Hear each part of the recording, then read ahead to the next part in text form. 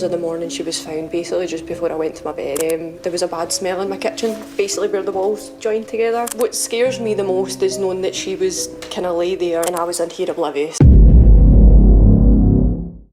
It began like so many tragic stories often do, not with blood and horror, but with laughter, warmth, and the fragile hope of young love. The kind of love that convinces family and friends that maybe, just maybe, something good is being built. And for a while, Phoenix Spencer Horn seemed to embody exactly that hope.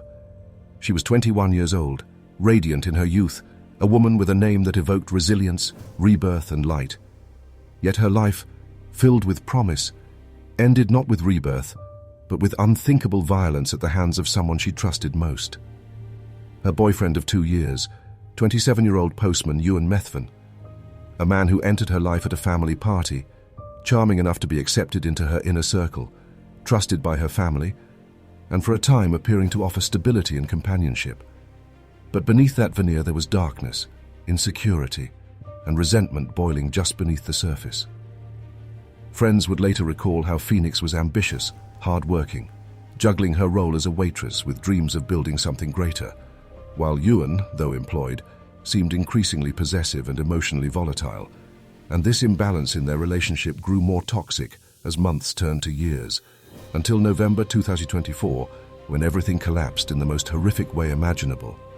For on the night of November 16th, in their flat in Glenlee, East Kilbride, what should have been another ordinary evening of shared dinner and companionship descended into terror, screams, and brutality that left Phoenix dead, mutilated, and robbed of her dignity.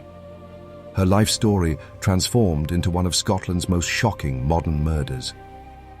Earlier that day, messages Phoenix sent to her mother, Alison, were casual and routine. She wrote at 9:37 p.m. that they were eating dinner. If God came to you and said, I'm going to give you this beautiful daughter, but you'll only have her for 18 years, you need to take her back, would you still want her? And I would take those 18 years and go through the pain rather than have nothing. Unaware that these would be among the last words her mother would ever receive from her daughter, and yet wit. Hin hours. Something in Ewan snapped, the trigger appearing almost trivial on the surface. Complaints that Phoenix's waitress shifts left him feeling lonely. But behind that complaint lay deeper fears, possessiveness, and a seething sense of inadequacy that had long been festering. And sometime around midnight, as neighbors later testified to hearing loud noises and hurried footsteps, Methven unleashed a level of violence that stunned even seasoned investigators. Armed with 3 knives, he attacked Phoenix in a frenzy, stabbing her 20 times, including wounds to her face, chest, and even her buttocks, with one fatal blow piercing her chest, while signs of strangulation indicated he had first tried to choke the life out of her before resorting to the knives, a sequence of violence that spoke of rage, of domination, and of the desire not just to kill, but to obliterate, to desecrate the body of the woman he claimed to love. Neighbors had heard the disturbance, but behind the walls of that modest East Kilbride flat, the horror continued in silence as Phoenix died, and what followed only compounded the cruelty. For Methven did not call for help, did not collapse in remorse, but instead embarked on a calculated and chilling cover-up that lasted for 2 days, during which time he drove Phoenix's red Corsa around town as if nothing had happened, used her phone to text her mother pretending Phoenix was alive and well, scrolled through pornography sites more than 170 times, and even made repeated attempts to purchase cocaine, all while Phoenix's mutilated body lay in their flat, concealed but not gone. A silent accusation waiting to be discovered. Prosecutors would later emphasize how Methven's behavior in those 2 days revealed a chilling detachment from reality. A man who could brutally kill and mutilate his partner and then act as though life could simply go on, as though nothing had changed, as though Phoenix were just another disposable object. And when police finally arrived at the flat on November 18th, they found the scene not of a momentary loss of control, but of prolonged horror. Phoenix's body had been decapitated, her head severed from her body, and attempts had been made to dismember her further. Her remains left in the hallway covered up, while 2 blood-stained knives lay nearby, and another in the bathroom, evidence of both the violence of the crime and the grotesque efforts to erase it. And yet, despite the chaos of the scene, Methven himself appeared disturbingly calm, telling police he could not stay there with her body like that, admitting he had tried to dismember her, and later, once in custody, musing aloud that this was simply what the next 25 years of his life would look like, as if his fate were already resigned, as if the horror he had committed were an inevitable part of his story. For Phoenix's family, the discovery was shattering beyond comprehension. They had been misled by Methven's false texts into believing she was safe. And when the truth emerged, when they were told that not only had their daughter been murdered, but that her body had been mutilated and desecrated, the grief was compounded by outrage, disbelief, and a sense of betrayal so deep that words barely scratched its surface. Her mother, Alison, her family, and her friends spoke of Phoenix as vibrant, full of life, beloved, a young woman who had everything ahead of her. And now they were left only with memories and the torment of knowing her final mom. Ents were filled with fear and violence. In court, Judge Lord Matthews would later describe how rarely he had heard such outpourings of grief as in the victim impact statements, how Phoenix's family had endeavored to put into words the sadness and deep sense of loss that could never truly be encapsulated, and how Methven, once a trusted member of that family, had betrayed that trust in the cruelest way imaginable, not only robbing Phoenix of her life, but also of her dignity in death. And while Methven himself would later attempt to excuse his actions in a 999 call, claiming that a psychotic episode induced by cocaine, alcohol and steroids, substances he suggested had been spiked, had caused him to black out and lose control, investigators, witnesses and prosecutors painted a very different picture.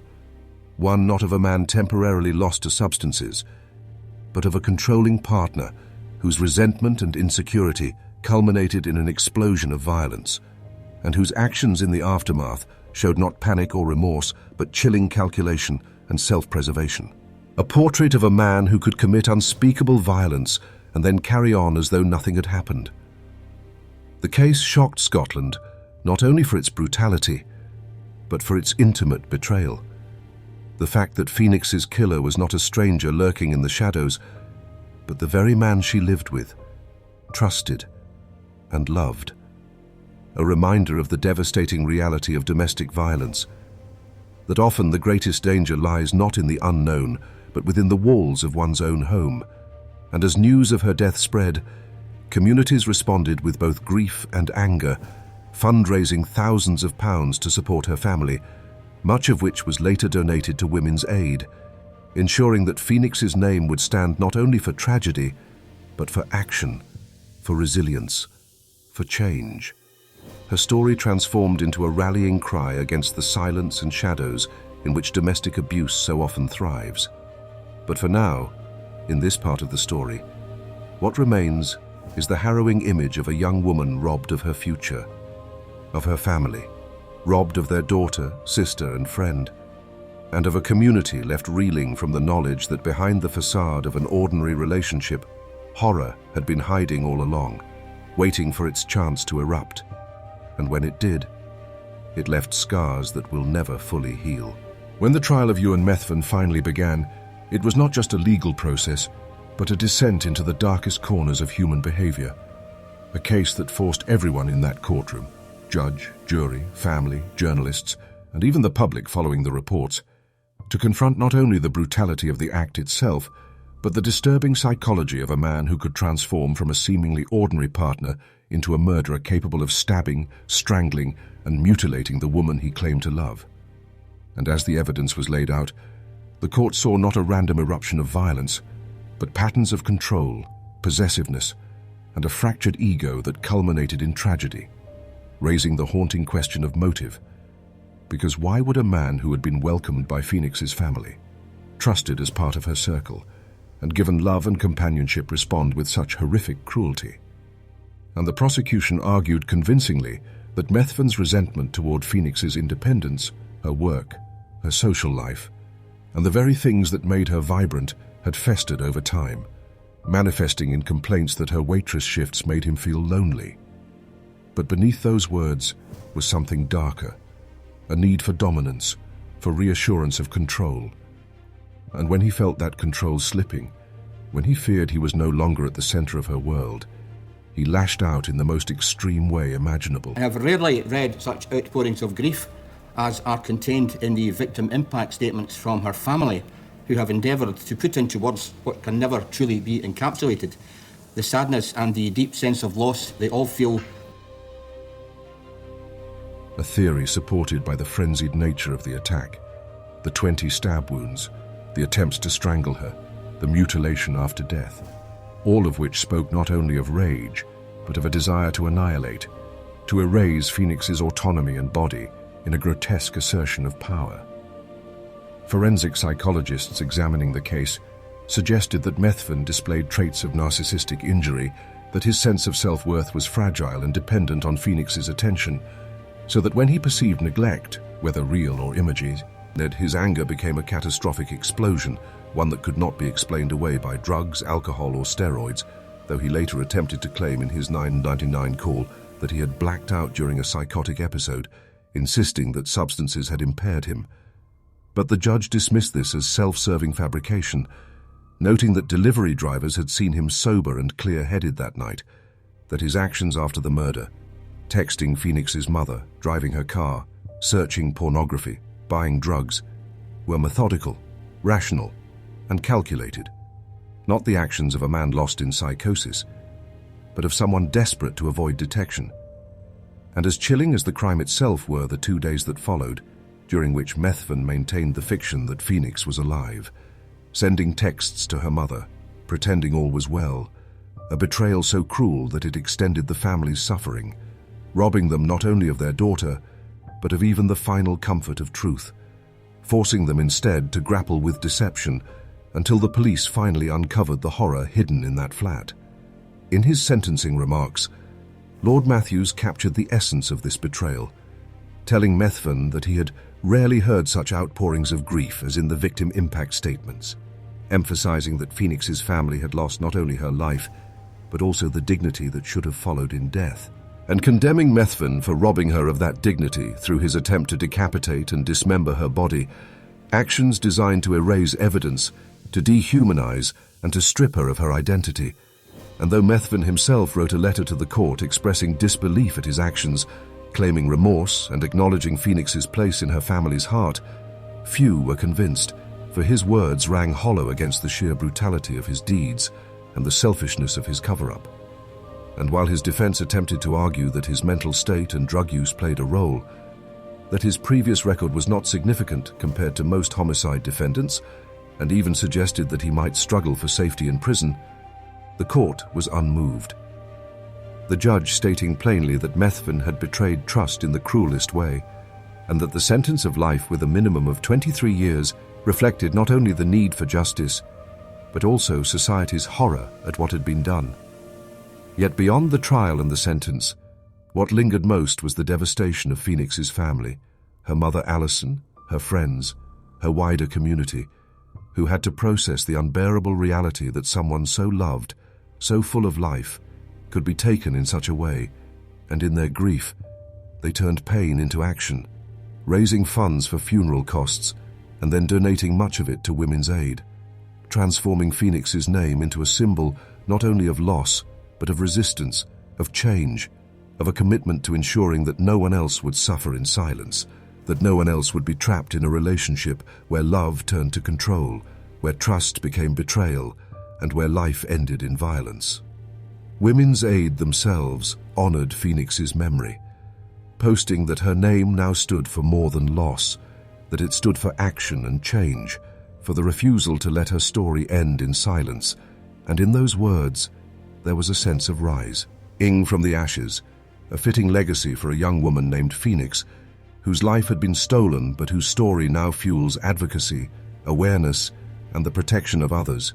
A stark reminder that domestic abuse, coercive control, and intimate partner violence are not distant dangers, but realities embedded in everyday life, in relationships that outwardly seem ordinary, and that the signs of possessiveness, jealousy, and resentment, if unchecked, can escalate into catastrophic violence, as they did here. The case, for all its horror, underscores the importance of vigilance, of support networks, of listening to victims and recognizing the warning signs of toxic relationships. And though Methven now sits in a prison cell, facing decades behind bars, the shadow of his actions will never fade. The images of Phoenix's final moments, of the grief etched into her family's faces, of the betrayal by someone they once trusted, will remain carved into the memory of all who followed the case. And as with so many tragedies, the lesson that emerges is as painful as it is necessary.